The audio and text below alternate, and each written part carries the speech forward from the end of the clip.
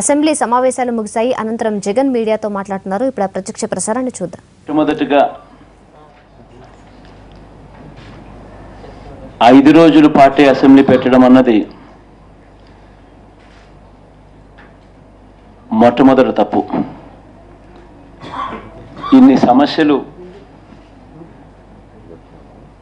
ప్రజలు ఎదుర్కొంటా ఉన్న పరిస్థితుల మధ్య చర్చ జరగకూడదు ఎక్కువసేపు అన్న దుర్బుద్ధితో 15 రోజులన్నా కనీసం పెట్టండి అని చెప్పి ఎంత అడిగినా కూడా 5 రోజులు మాత్రమే పెట్టడం చాలా అన్యాయం. ఇక ఇవాళకి వస్తే, ఇవాళ ఓటుకు కోట్లు అన్న అంశం మీద అడ్జర్న్మెంట్ మోషన్ ఇచ్చాం, 344 ఇచ్చాం. ఒకటి అడ్జర్న్మెంట్ మోషన్ మీరు చూస్తా ఉన్న కాపీ, రెండవది 344. సో సరైన పద్ధతిలో మీరు రాలేదు అన్న ఆర్గ్యుమెంటు పూర్తిగా అవాస్తవం అని చెప్తా ఉన్నా, చెప్పడానికి సాక్ష్యాలు.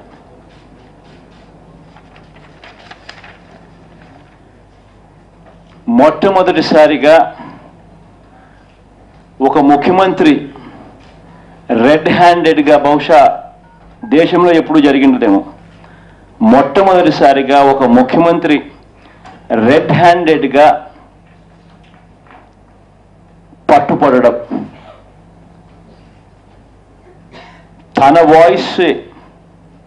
తన వాయిస్తోనే ఆడియో రికార్డింగ్తో పట్టుపడడం,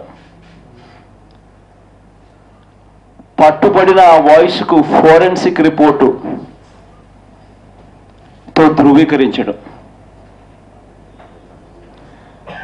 మొట్టమొదటిసారి బహుశా దేశంలోనే ఎప్పుడూ జరగని విధంగా ఒక ఎమ్మెల్యే, తెలుగుదేశం పార్టీకి చెందిన ఎమ్మెల్యే, చంద్రబాబు నాయుడు గారి ఆదేశాల మేరకు లంచాలు తీసుకుని సంపాదించిన చంద్రబాబు నాయుడు గారి సొమ్మును ఎమ్మెల్సీ ఎన్నికల్లో ఎమ్మెల్యేలను కొనుగోలు చేసేందుకు చంద్రబాబు నాయుడు గారికి పార్టీకి సంబంధించిన ఎమ్మెల్యే ఆ డబ్బు ఇస్తూ పట్టుపడడం బహుశా మొట్టమొదటిసారి ఇది కూడా దేశంలో జరిగిండొచ్చు. ఇంత హార్డ్ కోర్ ఎవిడెన్స్తో డబ్బులు ఇస్తూ పట్టుపడితే ఆ రాష్ట్ర అసెంబ్లీలో ముఖ్యమంత్రి మీద ఆరోపణలు డైరెక్ట్గా వచ్చి,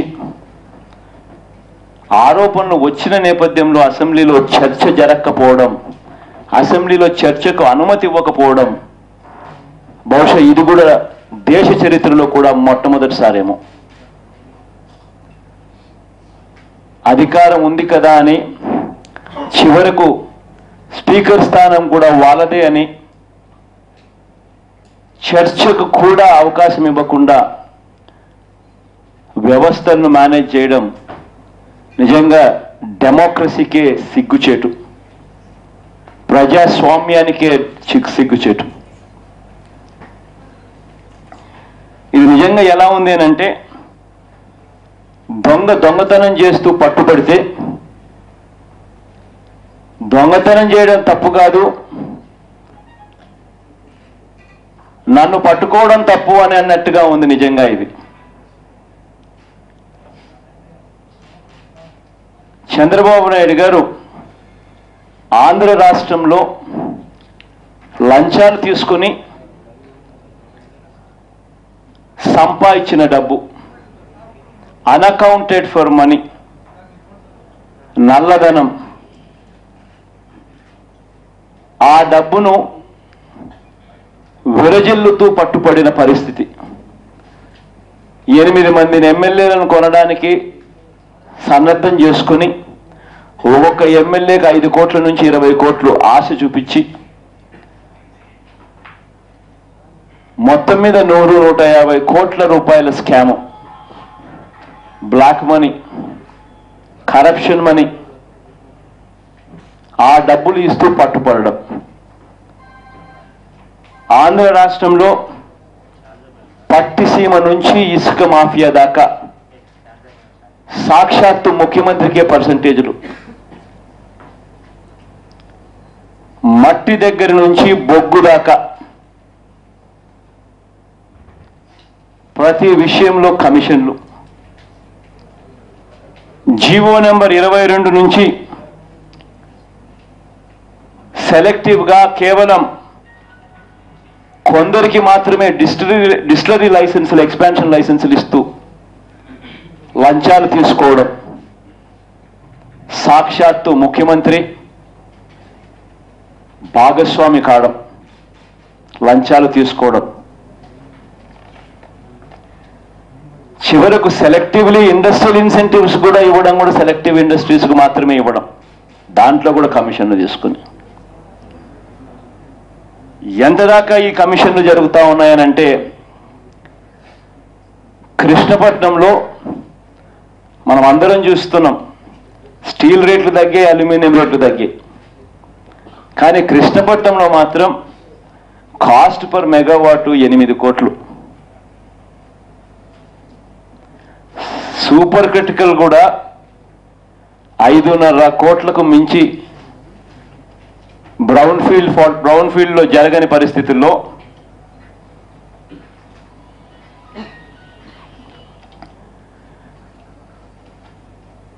ఐదున్నర కోట్లకు మించి సూపర్ క్రిటికల్ కూడా బ్రౌన్ ఫీల్డ్ ప్రాజెక్ట్స్లో ఎక్సీడ్ కాని పరిస్థితుల్లో 8 కోట్లు కృష్ణపట్నంలో పర్ మెగావాట్ కాస్ట్. ఆర్టీపీపీలో సూపర్ క్రిటికల్ కాదు, 4 crores పర్ మెగావాట్ జరగవలసిన ప్రాజెక్ట్ కాస్ట్ 6 కోట్లు పర్ మెగావాట్. ఎక్కడ చూసినా లంచాలు.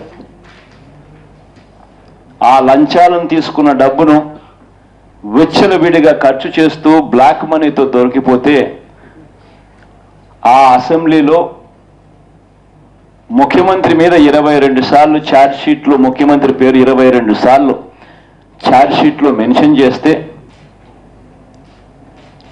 ఫారెన్సిక్ రిపోర్ట్ కూడా ఆ టేబుల్లో ఉన్నది తన వాయిసే అని చెప్తా ఉన్న రిపోర్ట్లతో ఛార్జ్ షీట్ ఉంటే 22 సార్లు తన పేరు మెన్షన్ చేస్తే ముఖ్యమంత్రి అసెంబ్లీలో ఉన్నాడు, అసెంబ్లీలో ఉండి తన గది నుంచి బయటికి రాకుండా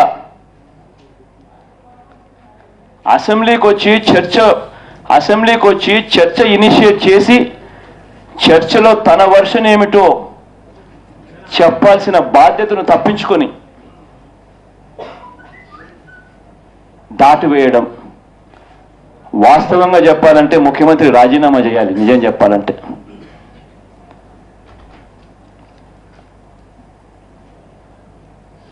ఇంతకుముందు నేను చెప్పినట్టే రూల్ పొజిషన్ కూడా అనేదానికి కూడా లేదు. 344 అడ్జర్న్మెంట్, ఇక్కడ హరి 344 అడ్జర్న్మెంట్ మోషన్ 2 మూవ్ చేశాం.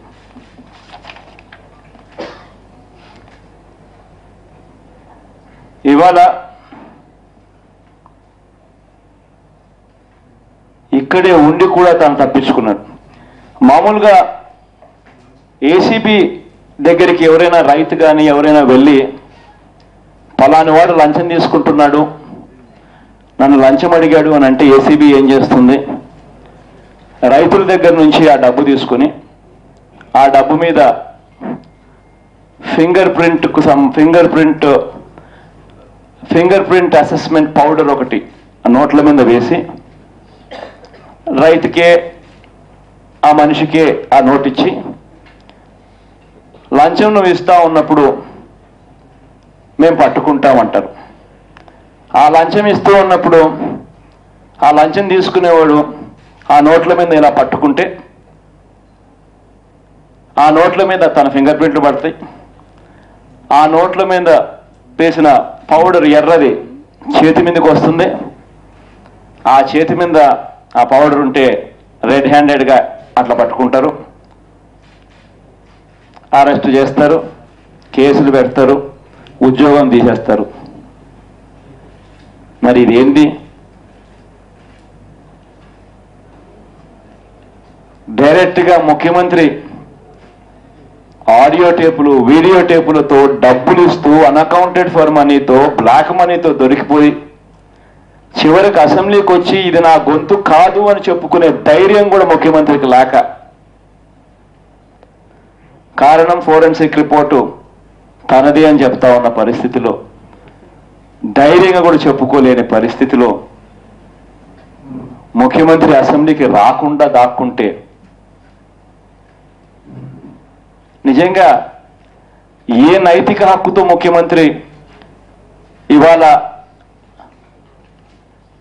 ముఖ్యమంత్రి స్థానంలో కూర్చొని ఉన్నాడో తన మనస్సాక్షిని తాను అడగాలి.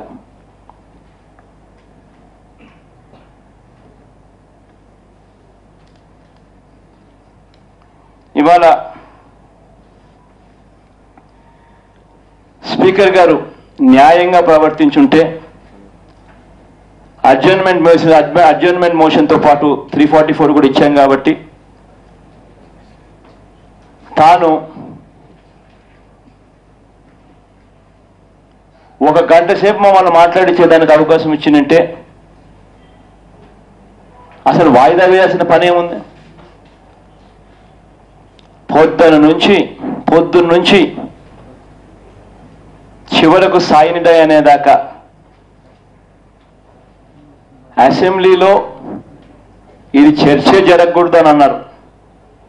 ఎందుకు చర్చ జరగకూడదు? ముఖ్యమంత్రి మీద ఆరోపణలు వస్తే చర్చ ఎందుకు జరగకూడదు అని చెప్పి గట్టిగా నిలదీస్తూ అడిగితే మ్యాటర్ సబ్జుడిస్ కాబట్టి చర్చ జరగకూడదు అంటారు. అసలు మ్యాటర్ సబ్జుడిస్ ఇంకా ఎంక్వైరీ స్టేజ్లోనే ఉంది, సప్లిమెంటరీ ఛార్జ్ షీట్స్ ఇంకా ఫైల్ చేసే స్టేజ్లోనే ఉంది. అదే జగన్ మీద అయితే లెఫ్ట్ రైట్ సెంటర్ రోజు రామాయణం చెప్పినట్టుగా చెప్తారు. చివరకు జగన్ కూడా కాదు, చనిపోయిన జగన్ వాళ్ళ ఆయన చనిపోయి 6 ఏళ్ళైనా ఆయన మీద కూడా, ఆ దివంగత నేత ప్రీతమ నాయకుడు రాజశేఖర రెడ్డి గారి మీద కూడా రోజు స్పీకర్ గారు ఒకసారి ఈయనతో మాట్లాడిస్తారు, ఇంకోసారి ఆయనతో మాట్లాడిస్తారు, ఇంకోసారి ఆయనతో మాట్లాడిస్తారు, ఇంకోసారి ఆయనతో మాట్లాడిస్తారు. కనీసం ఒక 6 మందితో తిట్టిస్తాడు. ఒక్కరిని చేసి మైకులు ఇవ్వరు. 6-7 మందితో కనీసం తిట్టించిన తర్వాతనే అడ్జర్న్మెంట్ అనేది జరుగుతుంది. ఇంతటి దారుణమైన కౌరవ సభలో కూడా ప్రజల కోసం నిలబడేందుకు ఆరాటపడ్డాం.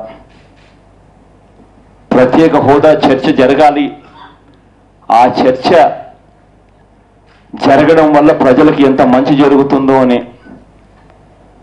ఆ మంచి ప్రజలకు అర్థం కావాలి. శాసనసభలో ఉన్న చాలామందికి, శాసనసభ్యులకు, మంత్రులకు ప్రత్యేక హోదా అంటే ఏమిటో తెలియదు, ప్రత్యేక హోదా వల్ల వచ్చే మేళ్ళు ఏమిటో తెలియవు. వాళ్ళకు కూడా అర్థం కావాలి, వాళ్ళల్లో కూడా మనసు మారాలి అనే ఉద్దేశంతో చర్చ జరిగించడానికి చాలా అగసాట్లు పడి చర్చ జరిగించాం. ప్రతిరోజు ఒక ఇంపార్టెంట్ సబ్జెక్ట్ మీద చర్చలో మూవ్ చేశాం. ప్రత్యేక హోదా, కరువు అయితే మీరంతా కూడా చూశారు. కరువు వేరట, ఇరిగేషన్ ప్రాజెక్టులు వేరట. నాకు నిజంగా ఆశ్చర్యం అనిపించింది, ఎక్కడైనా కరువు ఇరిగేషన్ ప్రాజెక్టులు వేరే వేరేగా ఉంటాయా అని. 1500 అడుగులు బోర్లు వేస్తే కూడా నీళ్లు పడని పరిస్థితి. అయినా అర్ధగంట కూడా జరగనివ్వరు. అర్ధగంట సేపు 25 నిమిషాల సేపు మేము మాట్లాడితే 1:15 నిమిషాలు అబ్స్ట్రక్షన్స్. చివరకు అబ్రప్ట్గా కొట్టేయడం. పోలవరం ప్రాజెక్టు మీద డైరెక్ట్గా ఏదో కాపీల్దామా, కాపీల్దా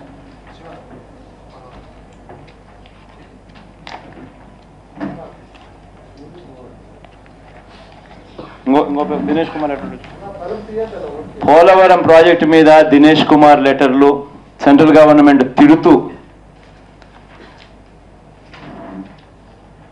ఇది Dinesh Kumar letter, central government Polavaram project నత్తనడకన జరుగుతూ ఉన్నాయని తిడుతూ, గవర్నమెంట్ని తిడుతూ రాస్తున్న లెటర్లు.